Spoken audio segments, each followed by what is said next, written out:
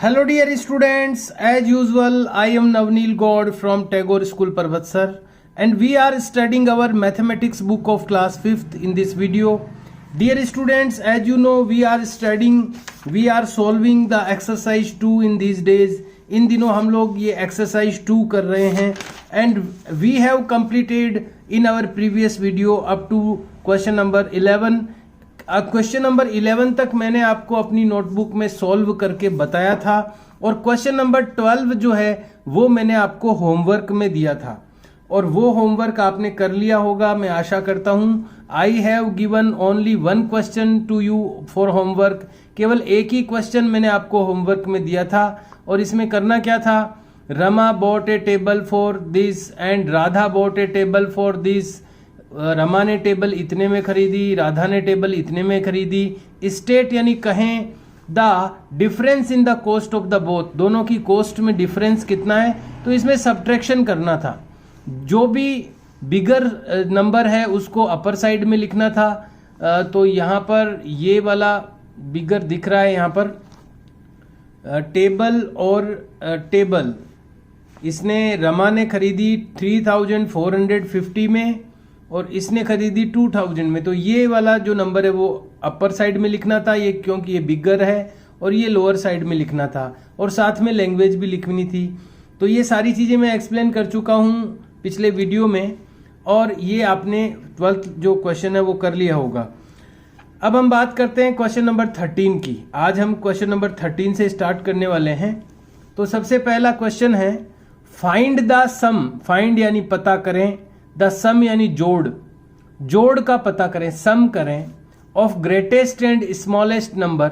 Greatest यानी सबसे बड़ा और स्मॉलेस्ट यानी सबसे छोटा नंबर ऑफ 4 डिजिट्स यानी 4 डिजिट्स का.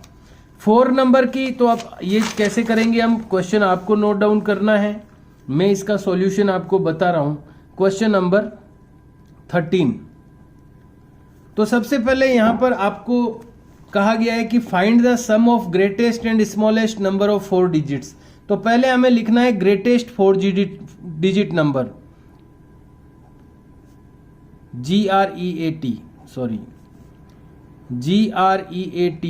GREATEST, greatest 4 digit number.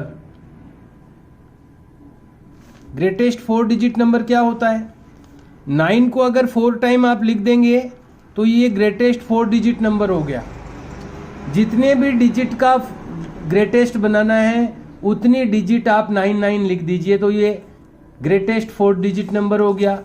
इसमें क्या सम करना है, इसमें करना है स्मॉलेस्ट 4 डिजिट नंबर. तो अब हम लिखेंगे smallest 4 digit number, SMALLEST, smallest 4 DIGIT digit NUMBER number. Smallest 4 digit number क्या है. तो 0, 3 तो 3 टाइम तो हम 0 लिख देंगे और 1 यहां पर 1 लिख देंगे. तो ये 4 डिजिट का स्मॉलेस्ट नंबर हो गया. ये तो था 4 डिजिट का ग्रेटेस्ट नंबर और ये हो गया 4 डिजिट का स्मॉलेस्ट नंबर. अब इनकी अपने को सम करनी है तो यहां लिख देंगे हम सम, SUM सम. सम क्या हो जाएगी इनकी 9, 9, 9 एंड 10. तो ये आपकी सम आ गई है. ये ग्रेटेस्ट 4 डिजिट है, ये स्मॉलेस्ट 4 डिजिट है. तो ग्रेटेस्ट 4 डिजिट की और स्मॉलेस्ट 4 डिजिट की ये सम आ गई है. तो यहां पर अब आंसर भी लिखना है अपने को कि क्वेश्चन में पूछा क्या गया था. तो क्वेश्चन से ही आंसर बन जाता है. क्वेश्चन में क्या है देखिए, मैं आपको शो करना चाहूंगा क्वेश्चन में क्या लिखा हुआ है. तो हम आंसर क्या लिखेंगे, the sum of greatest and smallest number of 4 digit is, ये लिखेंगे हम आंसर में. क्वेश्चन से ही आंसर बन जाएगा. The sum of greatest GREATEST greatest and smallest SMALLEST smallest number of NUMBERS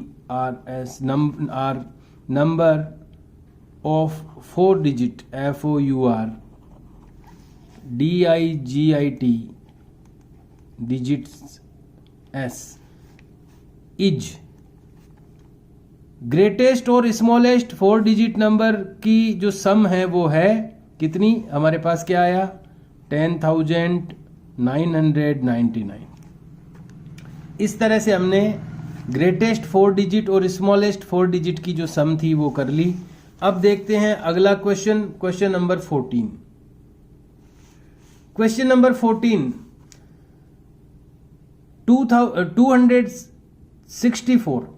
264 students are participate in an examination.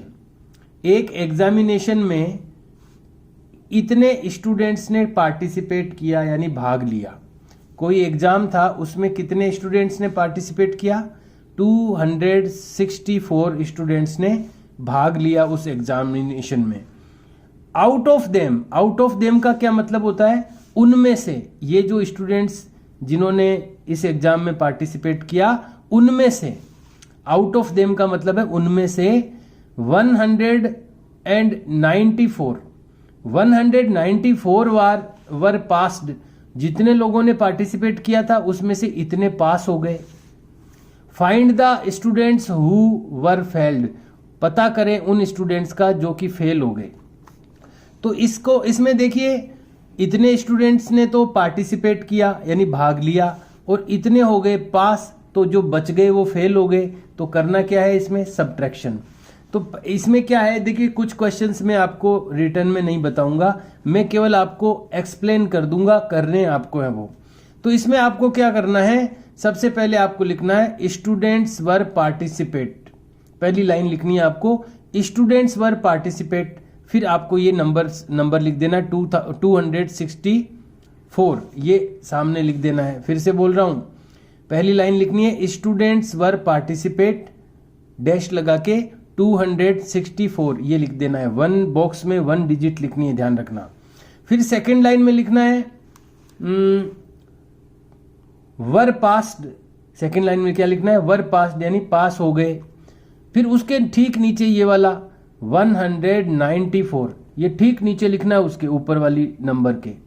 और फिर उनके आपको लाइन ड्रॉ कर देनी है और माइनस का जो साइन है वो मेंशन कर देना है। और फिर वर फेल्ड, थर्ड लाइन में लिखना है वर फेल्ड और इनकी सब्ट्रैक्शन कर देनी है। और फिर आंसर लिखना है आपको।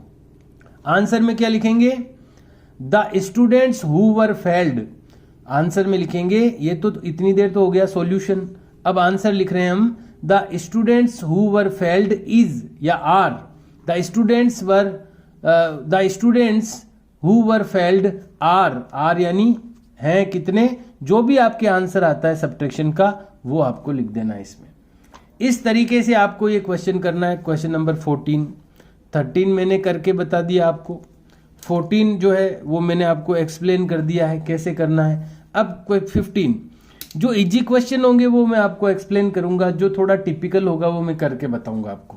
15 नंबर में क्या लिखा हुआ है, if the sum of 2 number, sum यानी होती है जोड़, यदि 2 नंबर्स की जोड़ इज 9,732, यानी 2 नंबर्स हैं, कोई भी 2 संख्याएं हैं, उनकी जोड़ ये है दोनों की, where one of them is this, उनमें से एक संख्या ये है, फाइंड द अदर, दूसरी का पता करो। तो अगर दोनों की जोड़ ये है और एक संख्या ये है तो दूसरी क्या होगी, तो उस टोटल में से अगर इसको निकाल देंगे अपन तो दूसरी संख्या आ जाएगी अपने पास। अगर दोनों संख्याओं का सम दिया हुआ है और एक नंबर अपने को दिया हुआ है, तो जो सम है दोनों का मिला करके उसमें से 1 नंबर को अपन माइनस कर देंगे तो जो सेकंड नंबर है वो अपने को मिल जाएगा। तो इसको भी आपको ही करना है, ये भी ज्यादा टिपिकल नहीं है। तो इसमें करना कैसे है मैं बता दूं आपको।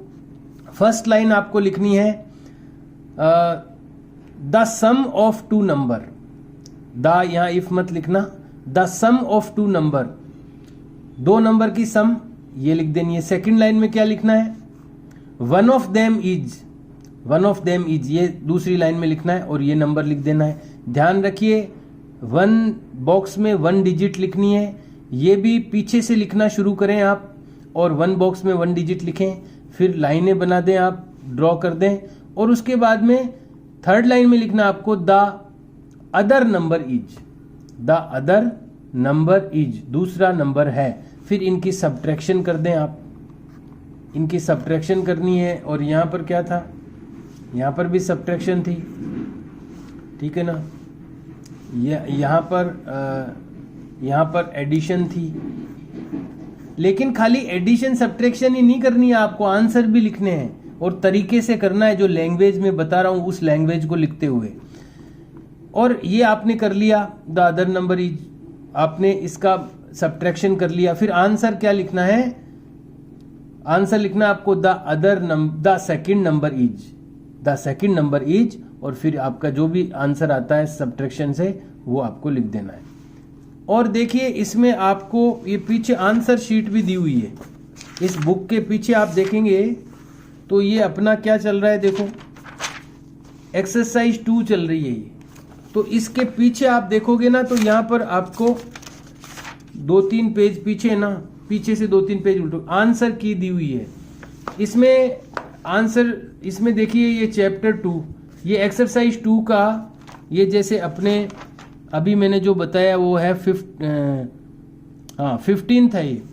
तो आप एक्सरसाइज 2 का ये 15th का आंसर देखना चाहिए आपको कि आपका जो आंसर आ रहा है वो इससे मैच हो रहा है कि नहीं। मैच हो रहा है तो सही है, नहीं तो उनको चेक करना चाहिए। तो ये हर एक आंसर, हर क्वेश्चन का जो आंसर है वो मैच करना चाहिए आपको। अगर कुछ डिफरेंस आ रहा है तो उसको आपको अपनी जो आपने किया है उसको चेक करना चाहिए। और अगर फिर भी नहीं मैच हो रहा है तो उसको अलग से मार्क कर देना चाहिए, और मुझे जब नोटबुक चेक कराओ तब आपको बताना चाहिए कि ये आंसर आया नहीं है हमारे।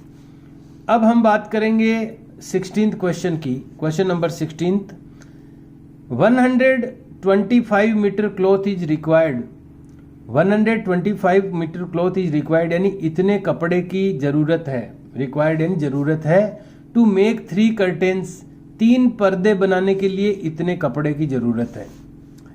और एंड यानी और 286 मीटर क्लॉथ इज रिक्वायर्ड, और इतने कपड़े की जरूरत है, टू मेक 5 कैनोपी, 5 कैनोपी बनाने के लिए इतने कपड़े की जरूरत है। Find the total length of cloth, find यानी पता करें, द टोटल लेंथ यानी पूरी लंबाई ऑफ क्लॉथ यानी कपड़े की। इतना कपड़ा तो चाहिए पर्दे बनाने के लिए, 3 पर्दे बनाने के लिए चाहिए इतना कपड़ा, और 5 कैनोपी बनाने के लिए चाहिए इतना कपड़ा। तो टोटल कितना कपड़ा चाहिए, एडिशन करना है, सिंपल एडिशन है, लेकिन करना कैसे है। फर्स्ट लाइन आप सॉल्यूशन की लिखोगे, क्लॉथ इज रिक्वायर्ड, इतना लंबा सेंटेंस हो जाए, छोटा लिखना आप लिखना cloth is required in 3 curtains, ये तो लिखना पड़ेगा आपको। अगर नहीं आ रहा है तो आप एकदम स्टार्टिंग से शुरू करना, थोड़ी लंबी लाइन है ये। और अगर नहीं आता है ना आगे तो नीचे लिख देना, आप जो नंबर है वो नीचे लिख देना, लेकिन आपको ये लिखना है। और थोड़ा स्मॉल छोटे अक्षर करते हुए, छोटे मतलब पास करते हुए लिखेंगे तो आ सकता है, cloth is required in 3 curtains, 3 curtains में क्लॉथ रिक्वायर्ड है, फिर आगे लिख देना 286, ठीक है, मीटर लिख देना। फिर सेकंड लाइन में लिखना cloth is required in 5 canopy, 5 canopy में, उसमें क्या लिख देना है, उसमें लिख देना 286 मीटर। फिर उनमें लाइन खींचनी है, थर्ड में लिखना है टोटल लेंथ ऑफ क्लॉथ, और उनका एडिशन कर देना है आपको, जोड़ कर देनी है उनकी। और फिर आंसर में लिखना है the total length of cloth is, the total length of cloth is, total length है क्लॉथ की, इज यानी है, जो भी आपका आंसर आता है वो आपको लिख देना है। हर क्वेश्चन में आपको आंसर, पीछे आंसर शीट दी हुई है उससे चेक करना है। अगर आपके कुछ अलग आंसर आता है तो आप उसको अपने क्वेश्चन को एडिशन सब्ट्रैक्शन जो भी आपने किया उसको वापस चेक करनी चाहिए आपको, हो सकता है उसमें मिस्टेक हो। और फिर भी अगर आपका आंसर डिफरेंस है तो आप उसके अलग से मार्क लगा के, एक सर्कल लगा के ले आए। जब मैं चेक करूंगा तो आप उसको मुझे बता दें कि ये आंसर सर आया नहीं, तो मैं उसको एक बार देख लूंगा। तो हम लोगों ने कर लिया है 16th क्वेश्चन। अब ये जो 17th क्वेश्चन है ये थोड़ा सा टिपिकल है, तो इसको मैं आपको करके बता रहा हूं कि ये कैसे करना है आपको। तो आइए देखते हैं 17th क्वेश्चन, एक बार इसको पढ़ेंगे सब 17th क्वेश्चन को। ये आपको होमवर्क में दिए हैं मैंने सारे, देखिए आज 13th मैंने करके बता दिया आपको, 14th आपको होमवर्क में दिया है, 15th आपको होमवर्क में दिया है, 16th आपको होमवर्क में दिया है, 17th में बता रहा हूँ। इसमें क्या लिखा हुआ है, रितु हैज ₹575। रितु के पास 575 रुपीज है, ठीक है। Shweta has ₹190 less than Ritu. देखो श्वेता के पास इतने रुपए नहीं है, उसके पास रितु से इतने कम है। ये है यहां पर खास ध्यान देने वाली बात। यहां लिखा हुआ है रितु के पास इतने रुपए हैं, श्वेता के पास इतने रुपए नहीं है। उसके पास रितु से, श्वेता के पास 575 है ना, तो रितु के पास इतने हैं, तो श्वेता के पास इसमें से इतने निकालने के बाद जो बचेंगे उतने ही हैं श्वेता के पास। तो रितु के पास इतने रुपए हैं, श्वेता के पास रितु से इतने रुपए कम हैं। If the rupee of the two is put together, यदि दोनों के रुपए साथ में रखे जाएं, इट इक्वल टू रेनूज रूपी। और इसके रुपए और श्वेता के रुपए जो आएंगे ये लेस करने के बाद, उनको रखा जाए तो ये रेणु के रुपए बनते हैं, यानी रेणु के पास उतने हैं। How much rupee does Renu है, रेणु के पास कितने रुपए हैं। तो आइए इसको करते हैं। इसको करने के लिए क्या करना है अपने को, सबसे पहले क्वेश्चन नंबर अपना है ये 17th। तो यहां पर रितु हैज, सबसे पहले लिखेंगे रितु के पास कितने हैं। Ritu has rupees, Ritu has rupees 575। ये रितु के पास है, रितु हैज रुपीज 575। और श्वेता हैज, अब लिखेंगे श्वेता हैज, नहीं श्वेता हैज नहीं, लेस देन अमाउंट या rupees, Shweta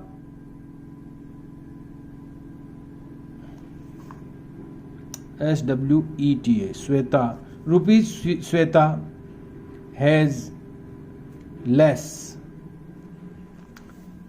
rupees Shweta has less, यानी रुपए श्वेता रखती है कम। इससे कितने रुपए कम रखती है वो रखती है 190 रुपए कम। रितु के पास जितने रुपए हैं ना, उससे श्वेता रुपी कितने कम रखती है, 119। और अब हम निकालेंगे रुपीज, इससे इनका जब माइनस करेंगे अपन, तो रुपीज श्वेता है, वो रुपीज श्वेता हैज, श्वेता कितने रुपए रखती है ये आ जाएगा। इतने रुपए तो रितु के पास है, इससे 190 रुपीज कम है श्वेता के पास, तो श्वेता के पास कितने हैं ये अपने को आ जाएगा। रुपीज श्वेता हैज कितने रुपए हैं, सब्ट्रैक्शन करेंगे 5 - 0 5, we can't subtract 9 from the 17। 17 से 9 को सब्ट्रैक्ट नहीं कर सकते, बोरो लेंगे 17 हो जाएगा, 17 - 9 8। एंड यहां से 1 बोरो चला गया, 1 यहां से लेस हो गया, 4 इज रिमेनिंग हियर, 4 - 1 = 3। तो ये तो रुपए हैं रितु के, और श्वेता के पास कितने हैं ये। अब ये कह रहे हैं कि, अब आगे क्या कह रहे हैं देखिए, Ritu has rupees 575, Shweta has 190 less than Ritu, Ritu से 190 लेस है श्वेता के पास, तो अपन ने निकाल लिया श्वेता के पास कितने हैं। और फिर कहा जा रहा है if the rupee of the two is put together, यदि इन दोनों को साथ रखा जाए, रितु के रुपए और श्वेता के रुपयों को साथ रखा जाए, तो रेणु के पास जितने रुपए हैं उतने बन जाते हैं। तो रेणु के पास कितने ये पूछा है, तो रुपीज रेणु है, Renu has, rupees Renu has equal to rupees of Ritu plus rupees of Shweta. Renu के रुपए जो हैं, रेणु के पास जो रुपए हैं वो किसके बराबर है? Rupees of Ritu and rupees of Shweta. Ritu के जो रुपए वो और श्वेता के जो रुपए उन दोनों के बराबर रेणु के रुपए हैं। तो अपने को रुपीज रेणु हैज, रेणु के रुपए निकालने हैं। तो रितु के कितने रुपए हैं? 575। तो यहां लिखेंगे 575 प्लस श्वेता के कितने हैं? 385। तो अब यहां पर दोनों को ऐड कर देंगे। तो इसकी एडिशन भी आप कर सकते हैं। इसकी एडिशन आप पीछे की तरफ करें। 575 और 385। तो इनको जब आप ऐड करेंगे तो 5 and 5 10, 8 1 जा 8, 8 2 जा 16, 5 and 3 8 and 1 9, 960। तो इनके आगे 960। तो अब हमें क्या पूछा गया? तो रेणु के कितने रुपए रखती है। ये सारा करने के बाद में तो आंसर लिखेंगे हम, रेणु हैज रुपीज 960। रेणु रखती है रुपए 960। तो इसमें क्या किया हमने? ऋतु के रुपए हमारे को दे रखे हैं, श्वेता के रुपए दे नहीं रखे हैं। श्वेता के लिए इतना बताया हुआ है कि श्वेता के पास रेणु से इतने रुपए कम है।